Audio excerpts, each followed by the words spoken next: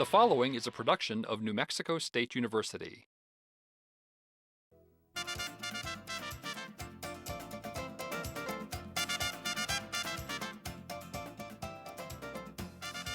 In the Southwest, salsa is a long-standing tradition and a necessary part of every meal. Its popularity is a phenomenon. These days, salsa outsells ketchup all over the world. Chances are you're selling more salsa yourselves.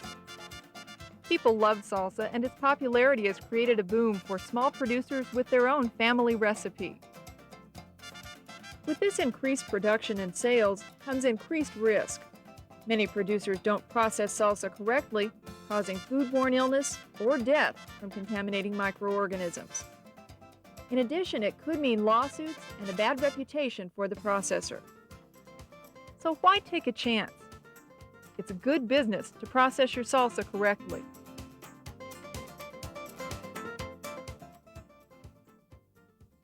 Most microorganisms that contaminate food, Clostridium botulinum, Escherichia coli, Salmonella, Listeria, and various molds, are commonly found in the ground and air and only need a favorable environment to grow. However, microorganisms can be killed by applying heat, and their growth is inhibited by adding acid to your ingredients. The steps in making salsa are similar, whether you're a small, medium, or large processor. You all begin with the raw ingredients for salsa and a location and equipment for processing. The most important factors at every step are sanitation, temperature, and time. If you pay attention to each of these, your chances of contamination will be minimal. We'll examine each as we go along. Then we'll help you identify problems unique to your own procedure. The cleanliness of your workplace is critical. During processing, make frequent checks for possible contamination. Everything you use to make salsa needs to be clean. Check your water supply. Do you use a well or city water? And is it free of chemical and microbial contamination? If you don't know, call your county extension agent for information about testing it. Everyone who handles food must remove rings, watches, and all other jewelry, tie their hair back, and wear proper hairnets. Wash your hands frequently and always after using the restroom. Scrub with soap for a full 20 seconds. If you have a cut, cover it with a clean bandage and protect it from moisture. A worker with an open wound must not work near the food. If necessary, assign other duties within the plant. If you or an employee has a contagious illness like a cold or the flu, don't come to work. Use a 3-sink method for washing your equipment, utensils, and work area with soap, clean water rinse, and a sanitizing agent. A solution of 1 tablespoon chlorine bleach for each gallon of water is an excellent sanitizer and is very inexpensive. Use hot water for washing and rinsing, then drain utensils thoroughly. The containers and lids you use probably come to you in cartons. Wash and sanitize them to remove bits of cardboard fiber and possible contaminants. Most jars are designed to be used only once. A second time weakens the glass and could cause breakage. Check each jar to make sure it's not broken or chipped. Never use a lid more than once. Check each new one to make sure the sealing material is intact. When using fresh food in your salsa, rinse it well, paying close attention to foods that grow close to the ground like onions or cilantro. The earth is a natural environment for contaminating microbes, so make sure the dirt is washed off. Make sure canned food is safe before using it. Here are some things to look for. Is the label outdated, or is the can old and rusty? Are the ends bulging? Is it dented? Does the odor or appearance of the food indicate deterioration? If the answer is yes to any of these, don't use it. Return it or throw it away. Now that the workplace is clean, let's make salsa. As you go along, remember to wash and rinse your spoons and utensils each time you use them. In the cooking process, high temperature and an acidic environment will kill contaminating microbes or keep them from growing.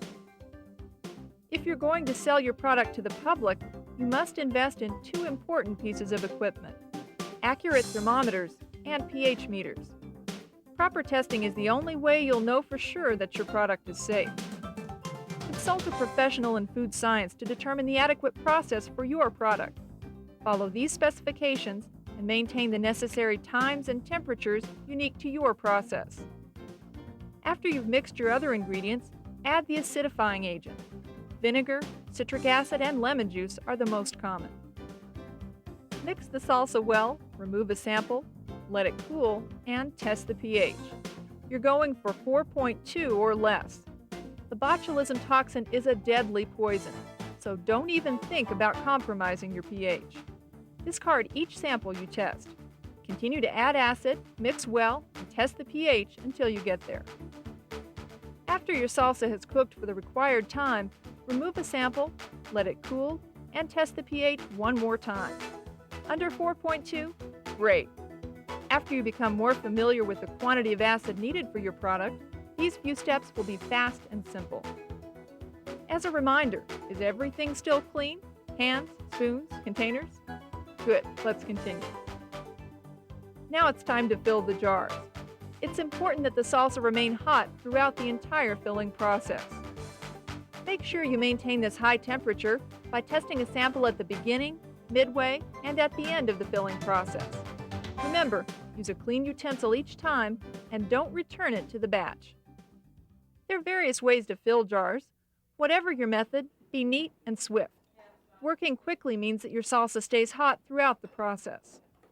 If salsa spills over the lip of the jar, wipe it with a clean, sanitized cloth. Food particles on the jar can prevent a secure seal and provide a place where air and microbes can creep back into the salsa. Put the lid on quickly and tighten securely. Turn the jar upside down for 3 minutes. The heat from the salsa further sanitizes the lid and melts the sealant to form a secure seal. But don't leave it upside down. This will prevent a vacuum from forming under the lid. A good vacuum means no air and good preservation of your product. After the jars are completely cooled, check the lid. A dip indicates a strong vacuum. Press on it. It shouldn't pop up. Check the jar too. See any cracks or chips? After the jars have cooled completely, select a few jars of salsa at random and check the pH. Is it at or below 4.2? Check every batch of product you make. While labeling, handle the jar gently. Your labels need specific information: the name and that it is salsa, the address of the manufacturer, contents by weight, and a list of ingredients in order of prominence. As the manufacturer, you are responsible for your salsa. If the salsa is contaminated, you are liable. But sometimes contamination comes from consumer abuse. Maybe the salsa was old when opened. The vacuum seal was broken before purchase. The consumer didn't refrigerate the salsa after opening, or they left the lid off. We suggest instructions on your label to help educate the consumer and help ensure the integrity of your product. Now let's review and consider problems you might encounter. Make sure all gas, electric, and plumbing fixtures are working properly. If you don't know, call your utilities companies. Most of them will do safety checks free of charge. Always use soap when washing, and always use a sanitizing agent. Invest in good equipment that works properly. Sometimes a small budget might tempt you to cut corners. Don't do it. Look ahead to the future. Any investment you make now will pay you back many times over in a quality product.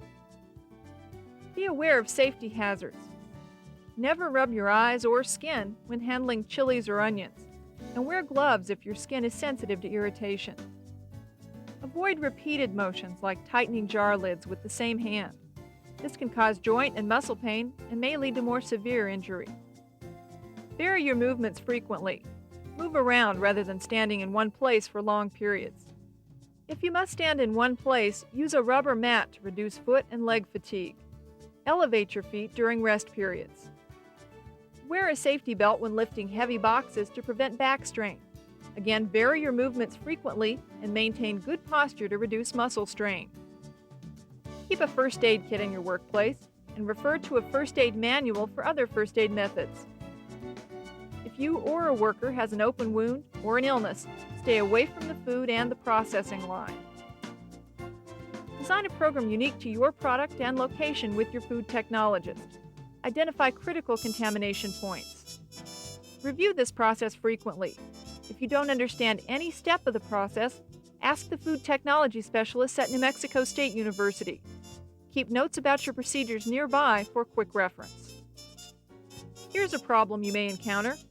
What if you check your pH at the end of the day and it isn't low enough? After all that work and considerable expense, are you going to throw out an entire batch of salsa? No, you don't have to throw it out, but you have to correct the problem, and there are ways to do that. Design a backup plan with your food technologist for these situations. Everyone loves salsa, and sales are up.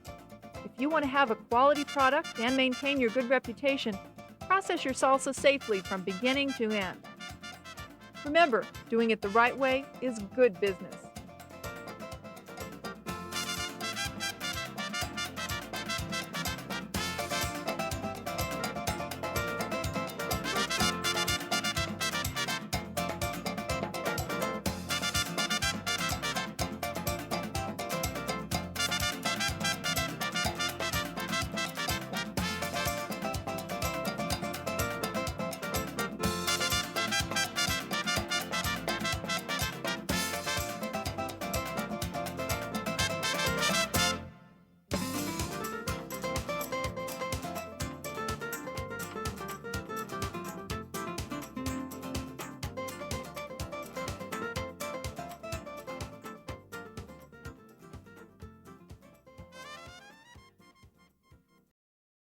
The preceding was a production of New Mexico State University.